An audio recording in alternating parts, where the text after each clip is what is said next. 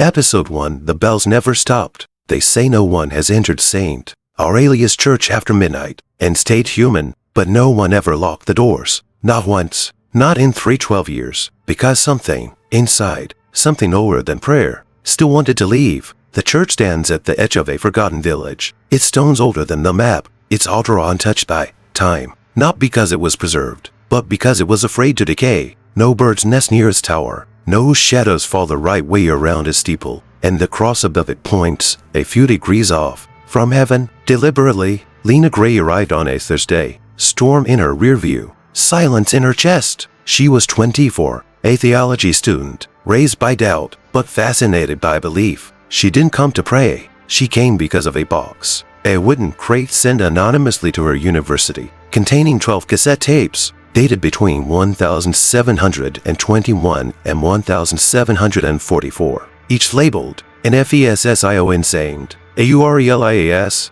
each one recorded after the church had supposedly stopped holding Mass. She'd listened to the first tape on the bus ride there. A man's voice, fragile, crying, not from guilt, but from recognition. I saw it under the altar. He said, I saw it blink, and when I said his name, it answered. The driver crossed himself when they passed the front gate. Lena asked why. He didn't look at her, because the bells ring, and there's no one there to pull the rope. She stepped through the heavy wooden doors just before dusk. Dust floated like ash in a slow, sacred rhythm. The pews were lined perfectly, but each one had scratch marks, as if someone had clawed their way toward the altar. The crucifix looked wrong. Not broken, not defiled, just tired. Its head tilted slightly down, like it was listening to something beneath the floorboards. Lena Saturday in the last pew, the one furthest from the light. She pulled out a small recorder, clicked it on, and whispered, Day 1, no sign of human presence, but the air feels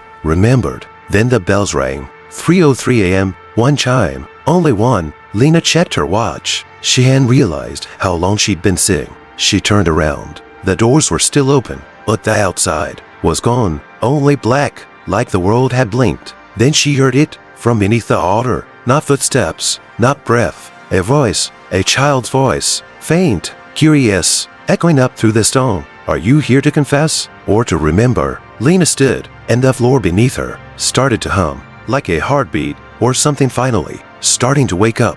Episode 2 Confession Tape 1. Her didn't hear me.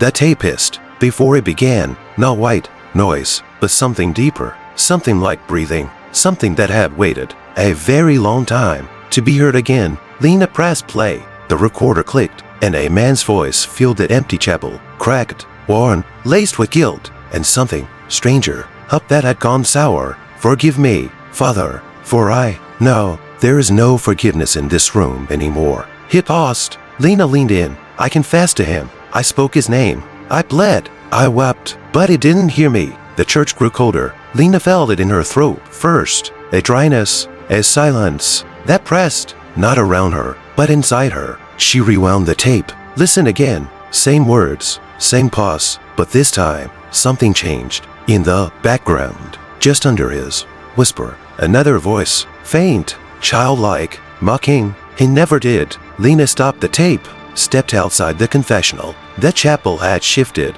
not in shape, but in presence. The candles had moved, only slightly, but enough to let her know she wasn't alone anymore. She returned to the pew, flipped the tape over. Side B. No label, no title, just a sound. Not voice, not music. It was something being written, scraping, scratching, as if words were being carved into wood or flesh. In real time, and done. The man again, but different now. Urgent. I saw it under the altar. It's not him. It's what we prayed to before we gave it a name. The recorder shorted. Lena yanked out the batteries. Heart pounding, ears ringing with a single word she never heard before, but suddenly knew how to spell. Aurelia. That night, she didn't sleep, because just before 3:03 a.m., as the bell wound up its single toll, Lena swore she saw a child sitting in the front pew, head bowed, hands folded, but not in prayer, in listening, and on the floor beside him, written in old candle wax. You heard him once.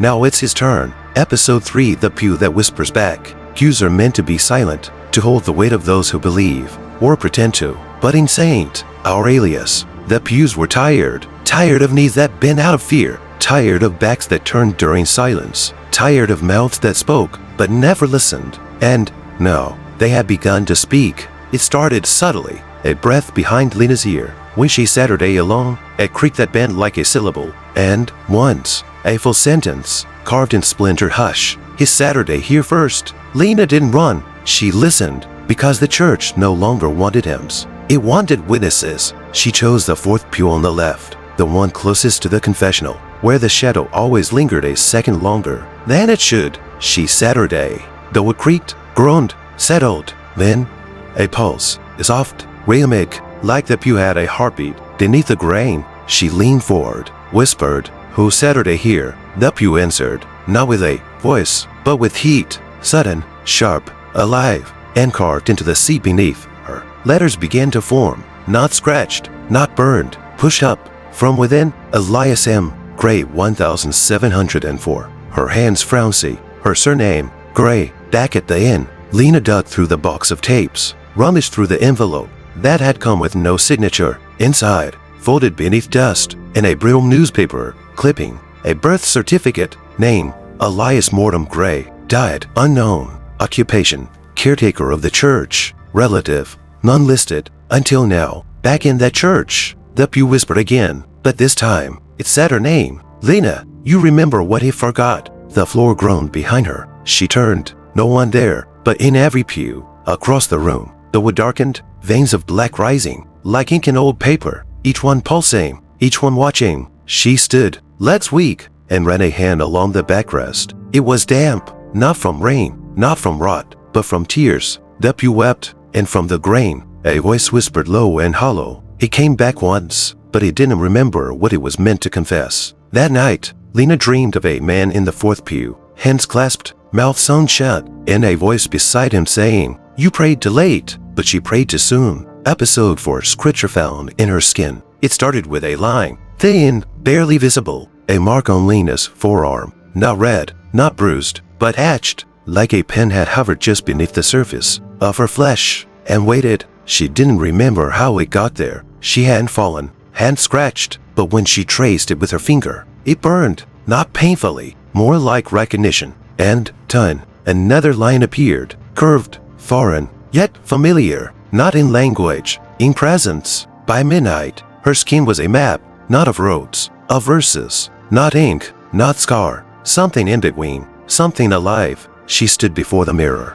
light low, shirt lifted, the lines bloomed down her ribs, curling across her stomach, like vines searching for a name, and in the space just above her heart, a phrase surfaced, letters she didn't understand, until she heard them in her mind, spoken in her own voice. The word was never written, it was inherited. Panicked, she ran to the chapel, lit every candle, stripped off her coat, and laid herself beneath the altar. "Take it back," she whispered. "Whatever this is, take it back." But the church didn't move. The air didn't shift. Only one thing answered, the floor. A panel beneath her vibrated, then slid open, without a sound. Inside, a scroll, wrapped in black cloth, stitched with red thread. She pulled it out, hands trembling, unrolled it slowly. The words, ancient, incomplete, matched the ones blooming on her side, line for line, mark for mark. It wasn't scripture, it was prophecy, but not of salvation, not of heaven, of return, of something locked inside Saint Aurelius, long before the first hymn was sung. And the last line, written in both Latin and something older, "She will not be possessed, she will become." The scroll trembled in her hands, not from draught, from pulse, and suddenly, every candle went out. Darkness swallowed the chapel hall, and beneath the altar, a voice whispered from deep below the floorboards, where no living thing should speak. "He wrote on stone, but I chose flesh." Lena closed her eyes, and in the dark, her skin kept writing, and writing, and writing. Episode 5. They keep taking communion, but no one gives it. The pews filled again, but no one knew why. There was no priest, no service, no choir, only people, silent, trembling, waiting to consume something they could no longer explain. Lena watched from the confessional, hidden, recording. They came in pairs, mouths dry, eyes wide with expectancy. They walked straight to the altar, but there was no Eucharist, no chalice, no body, no blood, only the air. And yet they ate. One woman held out her hands, cupped and shaking, closed her eyes, and lifted her mouth, like something had just been placed on her tongue. She swallowed, wept, and whispered, "He's sweeter now, less bitter than before." Lena stepped out, unable to contain the chill crawling under her skin. "No one's giving it," she said aloud. A man turned to her, middle-aged, trembling, a smile stretched wide. "He gives it to those who stay, those who stop asking." She checked the altar. Nothing. No hosts, no bread, no wine, but the cloth beneath the chalice was damp, sticky. She lifted it. Beneath it, a pool of liquid, thick, dark, wet black, not wine, not blood, something over. It smelled like copper, and earth, and memory. Then she saw the bowl, hidden in the hollow of the altar, stone, cracked, etched with unfamiliar symbols, and inside, teeth, tiny ones, too many, some baby teeth, some rotten, some not human. She dropped the cloth and backed away, but the congregation didn't notice. They kept coming, kept reaching, kept swallowing. She whispered into her recorder, "They're taking communion, but the body isn't his, and it's not being offered. It's growing." Suddenly, the church groaned. The lights flickered, and a sound came from the altar. A low, wet gulp. Lena turned. The bowl was empty now, dry, and one woman, eyes rolled back, began to convulse. She collapsed, hands over her stomach, laughing, then crying, then chanting. The word became flesh, the flesh became seed, and Noah's feeding. The others echoed it, not in rhythm, not in unity, in hunger. Lena fled the chapel, but the doors didn't close behind her. They never had. And on the threshold, in chalk that hadn't been there before, a phrase now glowed dimly. "He no longer feeds us. We feed him." Episode 6. The priest who woke up buried. It rained for 3 days. The kind of rain that forgets how to stop. The kind that softens everything. Stone, memory, graves. The cemetery behind St. Aurelius was older than the village. Some stones had no names, only symbols, carved deep, then scratched out. Lena didn't like to walk there, but that night, the earth called her, not with sound, with movement. She stood under her umbrella, watching a patch of soil near the farthest grave rise and fall like breath. The headstone had no inscription, only a rusted nail jammed through the top. She stepped closer, felt the heat, the hum, and ton. The dirt broke open, one hand, then another, skin gray, stretched tight, fingers gnarled like roots, but in the left hand, still clenched tight, was a rosary. He pulled himself up, with no guests, no peg. He stood, tall, crooked, drenched, and began to walk straight toward the church. Lena followed, not because she was brave, because something in her already knew him. Inside, the congregation didn't stir. They kept whispering, feeding, praying, but when he stepped through the door, the bells rang once. Even though no one touched the rope, he made his way to the altar. The rosary in his hand began to bleed, and from his cracked lips came a voice, not weakened by death, but twisted by unfinished ritual. The mass never ended. Lena stepped forward. "Who are you?" He turned, eyes black, mouth trembling, and in a tone that sounded exactly like her own voice, he said, "I was meant to seal it, but I spoke too soon." He opened his cassock. Inside, a book sewn into his chest, pages bound in skin, the cover branded with the same word. From her arm, Aurelia. He dropped to his knees, hands raised, and spoke a single line, "Bless me, Father, for I have returned." The floor cracked. The congregation frowned. Eyes turned, not toward Lena, toward below, and in that silence, beneath the altar, a second voice answered, not from the priest, not from Lena, from whatever had never left. "You buried him alive. Now bury the truth with him." The priest smiled and began to dig, with his own hands, into the stone floor, laughing, singing, bleeding. Lena screamed, but no one heard, because the bells had started to ring again, over and over, and the ground wasn't finished waking up. Episode 7. Confession Tape 7. He lied about the miracle. The tape was brittle, cracked at the edges, numbered in red ink, VII. Lena stared at it for a long time before pressing play. The machine groaned, struggled, then silence. Then the voice. It wasn't frightened. It wasn't weeping. It was ashamed. And somehow, that was worse. "Forgive me, Father." "No, forgive them. I lied. I lied about the miracle." The voice belonged to a woman,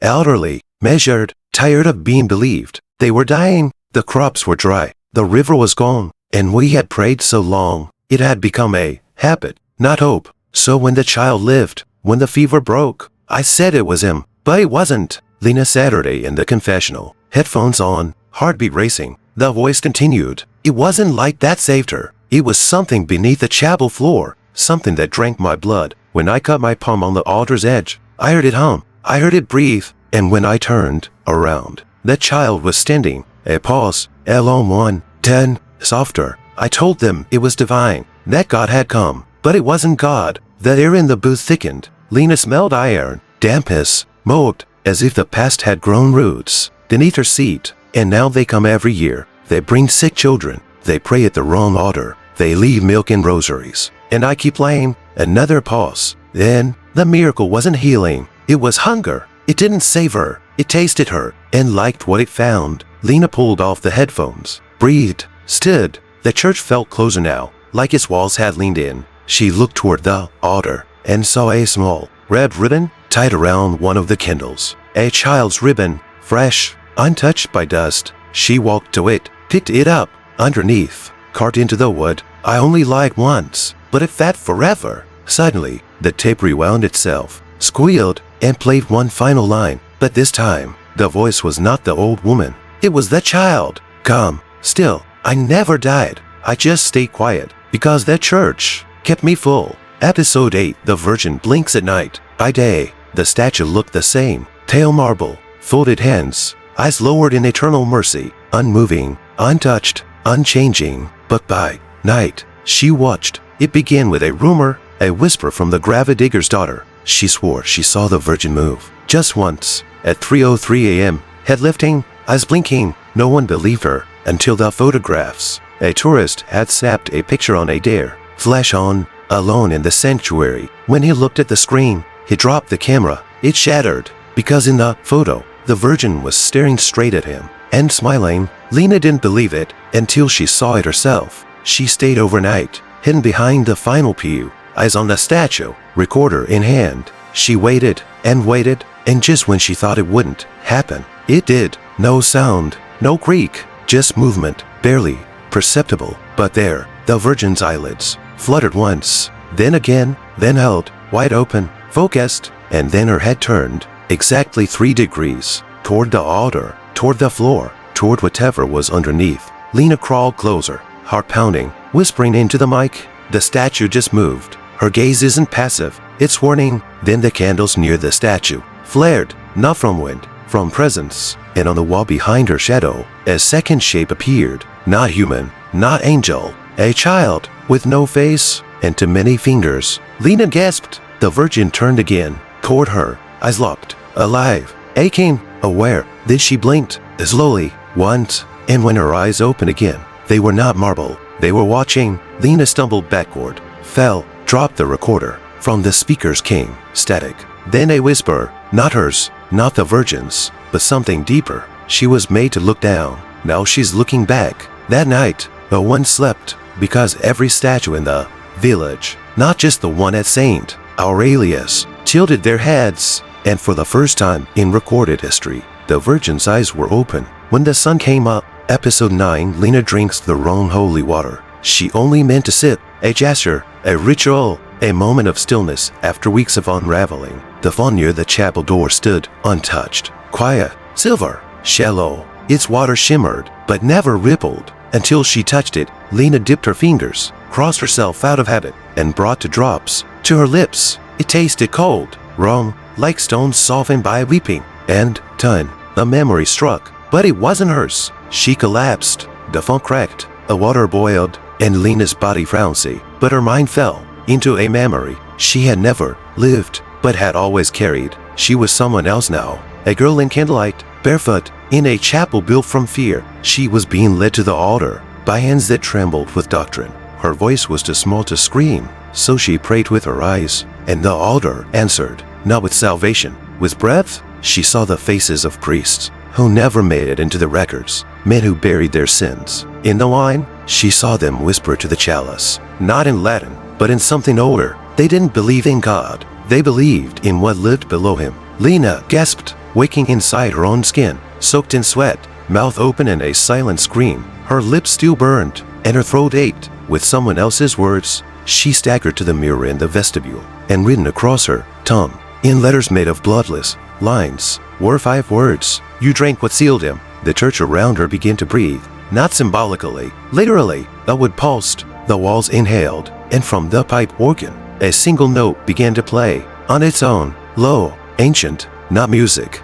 a summoning. Lena stumbled to the door. It was locked, not with a key, but with intention, because now she knew too much, because now he was awake, and inside her, just beneath the tongue that betrayed her, a new voice began to whisper, "You've tasted me, now speak me." Episode 10, Exorcism Without a Host. They brought in the exorcist on the 11th night, not because Lena screamed. She didn't. Not because her eyes turned black. They didn't. Not because she levitated, vomited, convulsed. She just sat her day in the pew, still, breathing, whispering, and everyone around her forgot how to pray. The bishop arrived from Rome, old, hard, clutching a crucifix like a sword. He asked for silence, but the church refused to echo him. This house, he began, has harbored something for centuries. And, no, it has chosen a girl to speak through. Lena looked up, but her voice, calm, quiet, was still hers. "It hasn't chosen me. You did. When you left the doors open." The bishop flinched. He placed the book of ritual on the altar, lit the incense, drew the sign across her forehead, and began the rite. But the moment he said, "Come out of her, spirit of darkness," the walls laughed. Not Lena, not a demon. The walls, which groaned with joy, stone vibrated with mockery, and from the rafters, dust fell in the shape of letters. No one is inside her. A candles flared. The lights blew. The pews began to move, scraping toward the altar, as if pulled by memory. Lena stood, but not like the possessed. She walked, unafraid, calm, chosen. "This is not an exorcism," she said. "It's an eviction." The bishop shouted, held out the cross, but it cracked in his hands. The host on the altar turned black. The wine in the chalice bubbled and whispered, "You can cast out what you never invited in." Lena reached the altar. She placed both hands on the stone, and the church shuddered. From beneath, the floor moaned, not creaked, moaned, like a mouth opening slowly, and from the air above them, the voice came, not through Lena, not through anyone, just present. "I was never in her. I was in you, all of you, the moment you prayed without listening." The bishop fell, tears streaming, mouth open in disbelief, and from his lips, his own confession, "We made you so we could fear you." Lena turned to him, and for the first time since her arrival, she smiled, not sweet, not cruel, just true. There was no scream, no fire, no holy water, just a voice that once lived under the altar, now finally free, in a church, still open, because it was never built to keep something out. It was built to trap what had been let in. Episode 11, Confession Tape 12, Her Came From Under the Altar. Lena didn't want to listen to the final tape, not after what happened at the altar, not after the crucifix cracked, and the bishop wept in silence, for a God he no longer recognized. But the tape waited, numbered in dry ink, XII, marked not with a title, but a symbol, a spiral, drawn inward.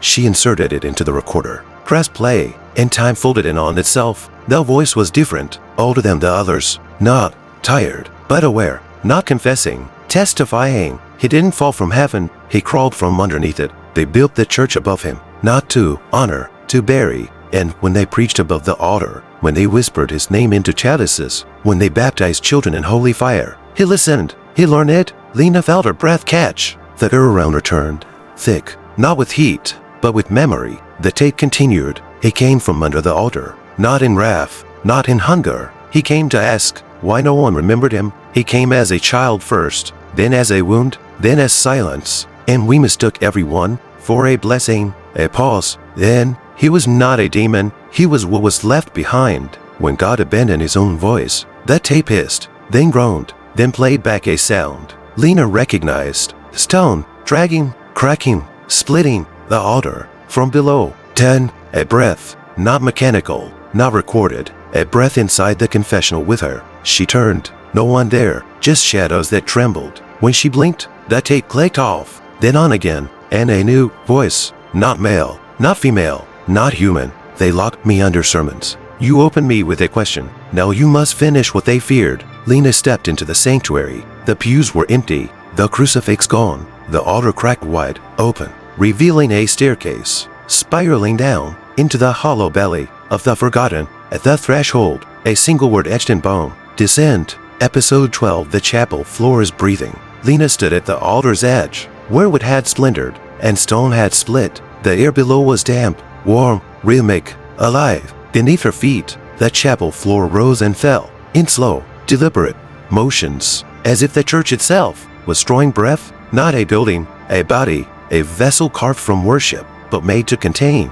She took a step forward. The stone tiles groaned, not under pressure, but in recognition, like they remembered her weight, or remembered someone who once carried it before her. As she descended the broken staircase, spiraling beneath the altar, the candle in her hand flickered sideways. There was no wind, only exhale, a deep one, from below. At the bottom, the floor changed, no longer stone. It was flesh-colored, faint, but still cold, until she knelt. Then the ground pulsed. Once, then again, a heartbeat, not hers. Lena placed her palm flat. The texture was wrong, soft, but solid, like kneeling on history that had refused to die. Then, under her skin, a whisper, "Do you remember how many walked above me, believing they were safe?" She shivered, pulled her hand away, but her skin remained glowing. Faint words seared into her palm, letters, in a language she didn't know, but felt. She leaned closer to the ground, and the surface shifted. A shape emerged, not a sigil, not a face, a mouth, closed, lined with stone teeth, stitched with scripture, and it moved. I was buried beneath belief, not because I was unholy, but because I was too early. They wrote over me, built hymns on top of my silence, but no hymn can hold me now. Lena stepped back, heart pounding. The chapel above her creaked, pews sliding, candles extinguishing, something stirring, not evil, awake, and from the floor beneath her, lines began to crack open, glowing with red light, as if the very foundation was writing itself back into memory. A sentence emerged, spreading like veins beneath her feet. This church never closed, because I was never done speaking. The stairway behind her crumbled, trapping her below, and the mouth in the floor opened fully, not to speak, but to receive. Not her body, her voice. Lena stood still, silent, trembling, until she whispered the first thing that came from her own blood. "I remember you." And that chapel floor breathed deeper. Episode 13. The last saint left screaming. She was never canonized, never painted in glass, never carved into stone. No children bore her name. No miracles were attributed. No feast day remembered her. But she knew the truth. She carried it, and that's why they left her screaming. The last saint lived in the crypts, alone, crowed in silence, not because she was mad, but because she wasn't. Her name was Agatha, a nun, a witness, a mistake. She had seen too much. On the night the altar bled in reverse, and the prayers came back wrong, she had spoken once, just once, at the foot of the pulpit, as the candles burst and the sky forgot how to answer. "We're not worshiping him, we're containing him." They silence her, break her in, not out of punishment, out of fear. Now, centuries later, Lena found her, still alive, still breathing in the dark, like the floor above her, skin paper thin, as silver with rot, voice trembling from too many years of holding the last sentence in her throat. Lena knelt before her, spoke softly. "You remember?" The saint nodded and opened her mouth. No scream, not yet, just words, raw, crooked, ancient. "I saw him, and I told them, and they said that was not what God looks like, but they built the church anyway, around his mouth, hoping he'd stay quiet." Lena wept, because it wasn't madness in Agatha's eyes. It was memory. The saint touched Lena's face. Her fingers left ash behind. Not dust, not decay, scripture. And then she screamed, loud, full, like a bell that had waited too long to be wrong. Her voice tore through the crypt, through the stairwell, through the altar, and above, in the sanctuary. Every window shattered. The congregation, what was left of it, fell to their knees, not in worship, in resignation, because the scream carried truth, and truth makes cowards of the righteous. Lena stood. She did not silence the saint. She let her scream, until her throat broke, until her body fell into stillness, until the floor itself stopped breathing, and listened. And then the church spoke, through stone, through shadow, through everything that had stayed silent for too long. You never knew what a saint was, only what you needed one to be. Lena walked to the altar, stepped onto it, faced the congregation. No light behind her, no God above her, no angels waiting, just truth. And she spoke one line, close the doors. For the first time in 312 years, Saint Aurelia is locked. Not to keep something in, not to keep something out, but because it was finally finished.